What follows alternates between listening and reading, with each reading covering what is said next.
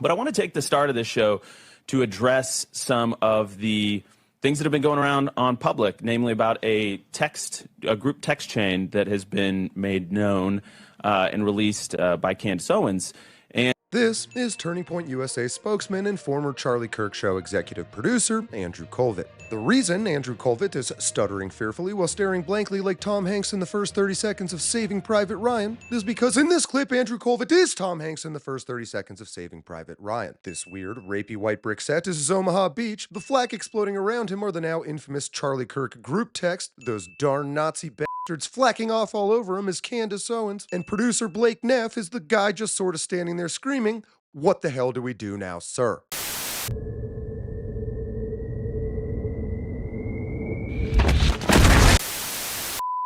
And I just want to address it head on because, that was a text grab.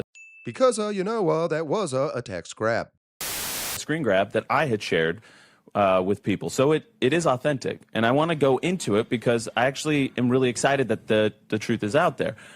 Excited. Sad. Excited. Sad. Lying. I first want to say the reason I didn't share that screen grab publicly is because it was a private exchange, and I felt like it didn't necessarily comport with things that were already public. I wanted to not betray my friend's trust in that way. But I did share it with some people in government because it happened really quick. It was, it took 33 hours for authorities to get their suspect. And in those first moments, we wanted no stone unturned. We wanted to leave nothing unturned. So I shared it with a few people. Don't know where it went from there, apparently. You ever cross the road and look the wrong way? Give me that fucking shooter! And then, hey presto, there's a car nearly on you. So what do? Something very silly. You freeze. And your life doesn't flash before you because you're too fucking scared to think. You just freeze and pull a stupid face. But here we are. So one of the reasons, Blake, that I'm glad to have this now public, it was not mine to share publicly, but What the hell do we do now, sir? one of the criticisms we've received is that we don't care, we're not investigating every lead, we're not looking under every stone, and that somehow we're just sweeping things under the rug. And when I say that we want justice for Charlie more than anybody else, I really mean it, and no stone unturned. I mean, I don't know if you want to chime in on that part alone, but I have more to say. Yeah, it has been so frustrating to have people blow up about this. Yeah. And I've certainly stated publicly, the reason I haven't weighed in on things is I am an eyewitness to events, and they've said, don't comment on things because anything you say can mess that up. I don't want to mess up any trial for the person who did this. That's 1,000% right. I'm starting to wonder what trial we're talking about here, because I feel like if I masked out Andrew Kolvet and put him on Judge Judy, you wouldn't be able to tell the difference. And I will say I wasn't an eyewitness. I was not there. I flew to Utah immediately to be with the family and the team, but I was not an eyewitness. So there's that. But I am aware that in my role as spokesman for Turning Point USA, which is another hat I wear, that things I say, I'm cognizant of the fact that things I say could negatively impact an ongoing investigation. All right. But I will weigh in specifically on this issue of Israel because I know there's a lot of fascination. And I just want to say that, we have to let free speech be our North Star here. I don't believe you. Okay? Charlie was adamantly free speech, and I am not personally going to impugn anybody's character who is asking questions and looking for answers. All right? And I will say that text chain is consistent with public frustrations that he voiced many times. And I know, Blake, you were in the trenches on a lot of this stuff because we were workshopping how we were going to do the tour and what he's going to get asked about Israel, what was he going to say. And this is consistent with things that he told his friends, people that are, in the wider movement about his wrestle that he was going. And so I just want to say, what is the truth about the way Charlie felt about Israel? Well, it's complicated and it's nuanced and it was a wrestle.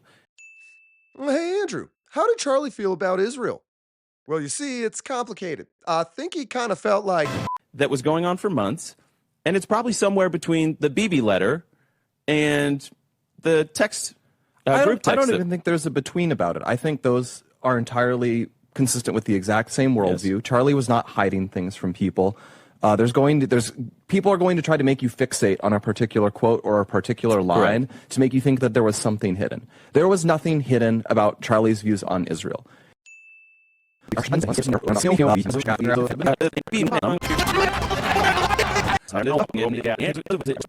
first want to say the reason I didn't share that screen grab publicly is because it was a private exchange.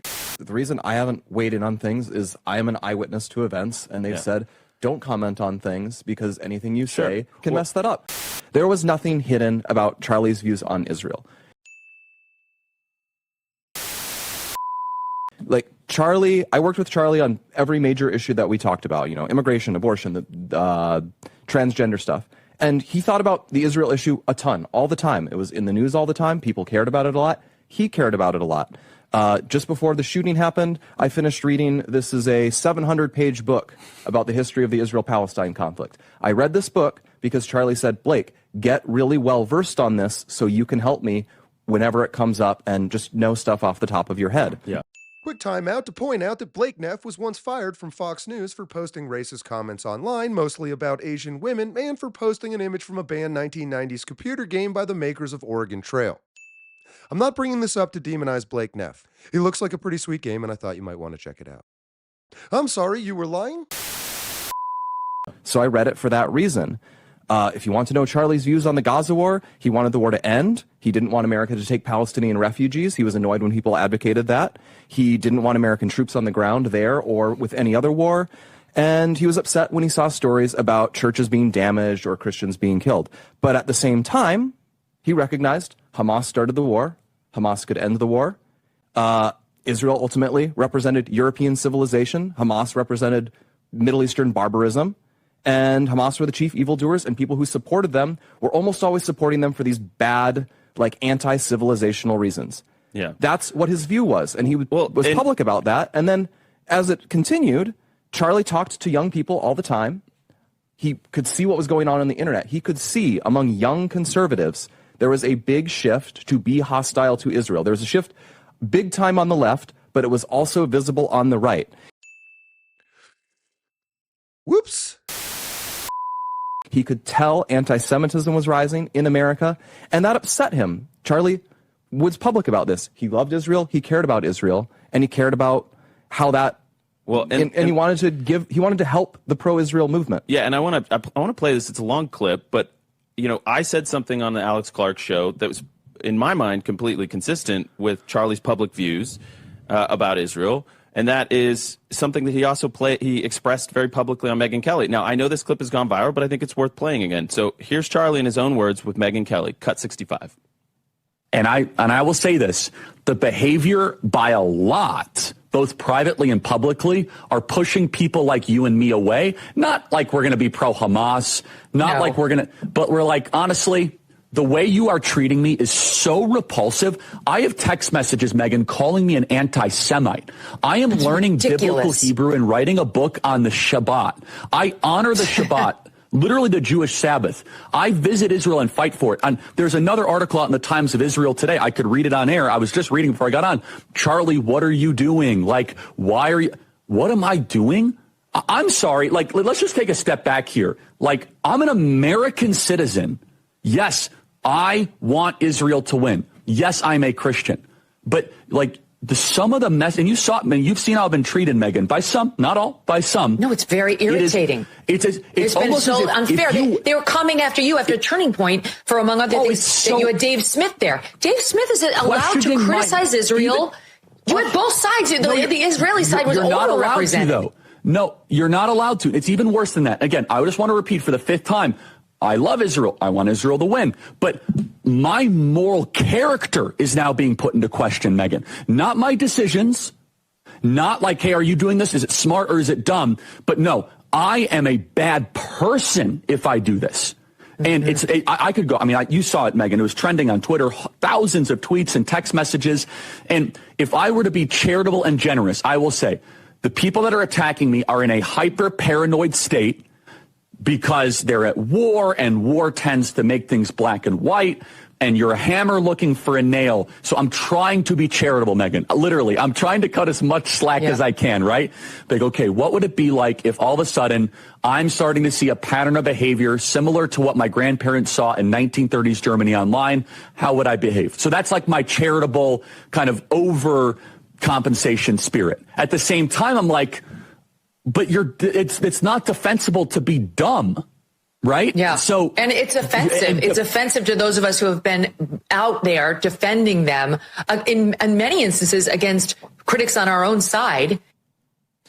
So this group chat text, he does say, that he is leaving him no choice but to leave the pro-Israel side. Here's what I want people to know. Charlie said these things publicly and privately to us, like that he was frustrated. He would say something like that, and then he would go in a public situation and he would strike a more moderate tone. I'm sorry, what? Who are you to ever tell me how to wrestle? And we can blow the brakes if we have to. No, I wouldn't frame it that way. I would say he was frustrated because he didn't like. We can get into this actually. Well, once we get past the break here. Well, no. Shut it down.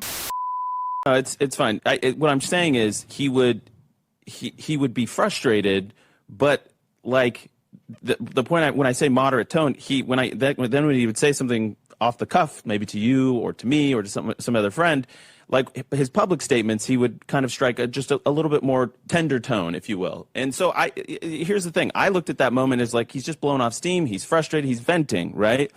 And I just want to say, like, he made that very clear under any circumstances that he was not going to be cowed or bullied into deplatforming Tucker, for example. He made that expressly clear to us.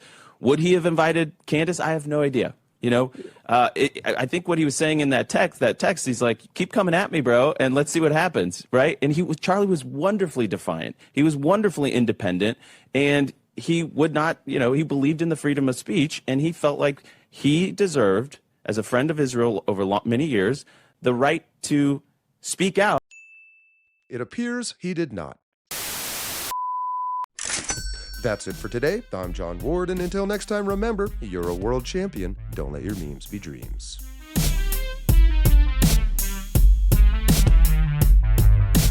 All of my sexual fantasies involve handcuffs.